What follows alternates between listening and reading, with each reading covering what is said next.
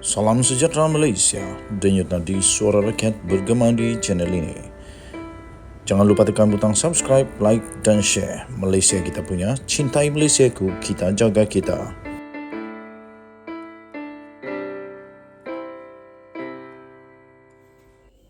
Salam sejahtera Malaysia, denyut nadi suara rakyat bergema di channel ini. Tuan-tuan dan puan yang dihormati sekalian, setelah Khairi Jamaluddin Noh Omar dipecat daripada UMNO, kini seorang lagi, orang lama veteran UMNO pun telah dipecat. Baru sahaja diumumkan bahawa beliau telah dipecat sebagai ahli UMNO berkuat kuasa serta-merta. Disahkan UMNO telah memecat Tun Faisal berkuat kuasa serta-merta. Bekas timbalan Ketua UMNO Putrajaya iaitu Datuk Tun Faisal Ismail Aziz telah dipecat daripada parti itu berkuat kuasa serta-merta. Beliau yang juga adalah bekas setiausaha akbar bagi Tan Sri Anwar Musa memaklumkan ibu pejabat UMNO menghubungi pihaknya pada jam 4.28 petang tadi dan telah menghantar surat pemecatan itu melalui aplikasi WhatsApp. Melalui Facebooknya, Tun Faisal turut berkongsi surat pemecatan itu yang telah ditandatangani sendiri oleh Setiausaha Agung UMNO iaitu Datuk Seri Ahmad Mazlan yang bertarikh 27 Januari yang lalu.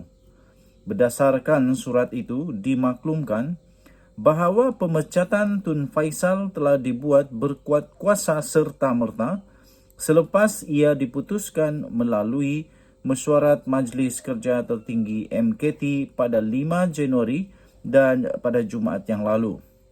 Tindakan itu dibuat berikutan Tun Faisal dikesan telah melanggar etika ahli UMNO berdasarkan perlembagaan parti. Tun Faisal yang sebelum ini dilihat lantang mengkritik kepimpinan UMNO berkata pihaknya tidak bercadang untuk membuat rayuan kerana mendakwa MKT dan Presiden iaitu Datuk Seri Ahmad Zahid Hamidi tidak terbuka untuk menerima kritikan. Namun beliau menegaskan penentangan yang dilakukan olehnya selama ini bukanlah terhadap UMNO itu sendiri namun lebih kepada kepimpinan dan juga individu. Katanya dalam kenyataan itu, bagi saya, UMNO dan BN itu tiada masalah dan jelas prinsip perjuangannya. Tetapi yang bermasalah itu adalah pemimpinnya.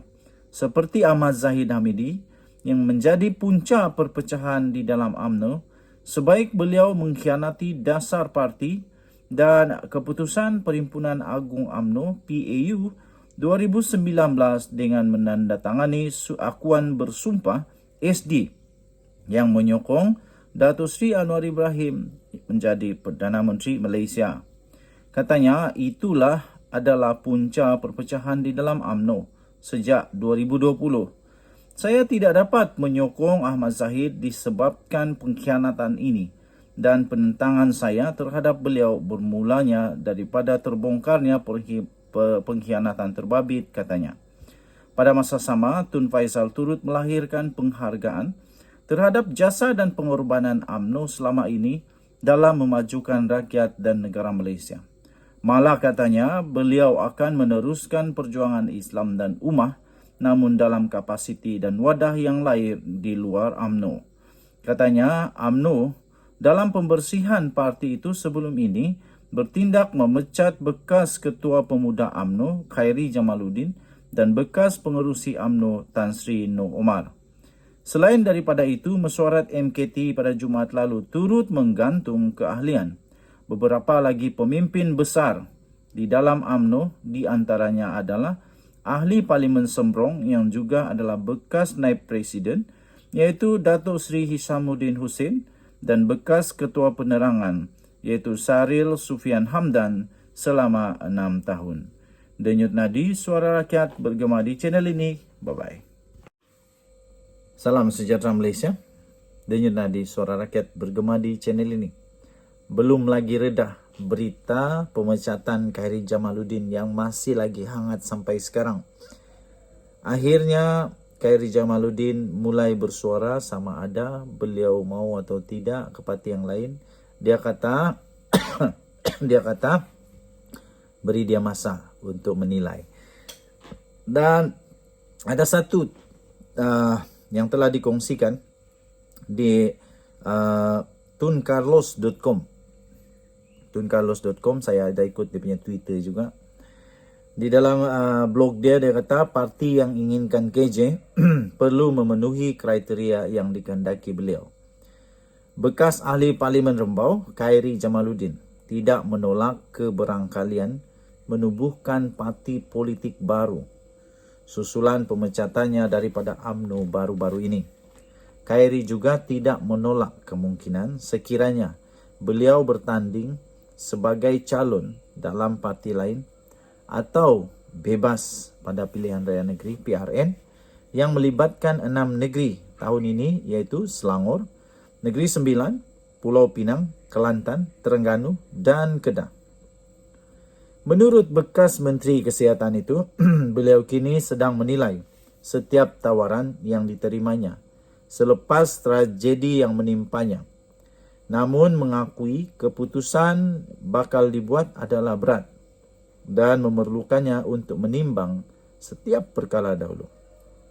Katanya ia sentiasa ada pilihan sama ada memasuki parti politik sedia ada atau menubuhkan parti sendiri. Namun sekarang saya dalam mood mendengar tentang apa pihak lain nak cakapkan kepada saya. Katanya jadi biar saya berjumpa dan dengar dahulu apa yang pihak-pihak itu mau katakan. Katanya dalam satu temu bual dalam rancangan The Breakfast Grill yang dikendalikan saluran radio BFM. Terdahulu, utusan Malaysia telah melaporkan Khairi Jamaluddin dan bekas pengerusi Badan Perhubungan UMNO Negeri Selangor, Tan Sri Noh Omar telah dipecat daripada UMNO berikutan pelanggaran disiplin sewaktu PRU 15. Susulan daripada itu, Perikatan Nasional turut mengatakan mereka juga turut bersedia untuk menerima pemimpin-pemimpin UMNO yang dikenakan tindakan dipecat oleh parti tersebut. Malah, pengerusi Perikatan Nasional yang juga adalah bekas Perdana Menteri, iaitu Tan Sri Muhyiddin Yassin, turut secara terbuka menunjukkan keterbukaannya untuk menerima Khairi Jamaluddin untuk memasuki Parti Pribumi Bersatu Malaysia atau Bersatu sekiranya beliau mengemukakan permohonan. Mengulas lebih lanjut, Khairi Jamaluddin berkata, antara kriteria parti yang menjadi pilihannya adalah sejajar dengan wawasannya sendiri demi negara, yaitu sentiasa bersifat inklusif, progresif, serta mempunyai urus takbir yang baik. Katanya ia juga perlu sebati dan mempunyai keserasian. Sudah pasti memasuki parti lain akan berasa janggal pada mulanya, katanya. Namun itulah yang dimaksudkan dengan politik. Ia mengenai hati dan meyakinkan rakyat. Ia sesuatu yang saya bersedia, tetapi perlu selari dengan wawasan diri saya, katanya dalam kenyataan tersebut. Kita nantikan bersama-sama apakah Khairi Jamaluddin akan membentuk parti baru atau beliau akan masuk ke mana-mana parti yang telah bersedia untuk membuka pintu kepadanya. Pendapat pribadi saya, secara pribadi saya lebih suka Khairi Jamaluddin buka parti sendiri. Saya lebih suka Khairi Jamaluddin buka parti sendiri daripada dia melukut di tepi gantang, daripada dia terpaksa merayu-rayu, daripada dia pula bakal rasa tertekan di parti yang dia ikut kerana mungkin wawasan yang dia ikut itu tidak sama dengan wawasan dia. Dia mungkin tidak dapat berfungsi dengan baik di parti yang dia masuk nanti kerana dia mungkin tidak ada jawatan tinggi. Tapi kalau dia bentuk parti sendiri, dia boleh membuat hala tuju yang baru untuk parti yang dia tubuhkan. Malah dia boleh juga menjadi sama ada membangkang atau menjadi mesra kepada kerajaan dengan lebih baik rasanya. Dan saya fikir Ramai juga pengikut-pengikut Khairi Jamaluddin. Ramai juga yang mahu akan tetap bersama Khairi Jamaluddin untuk menjadi ahli parti baru kalau dia buat nanti.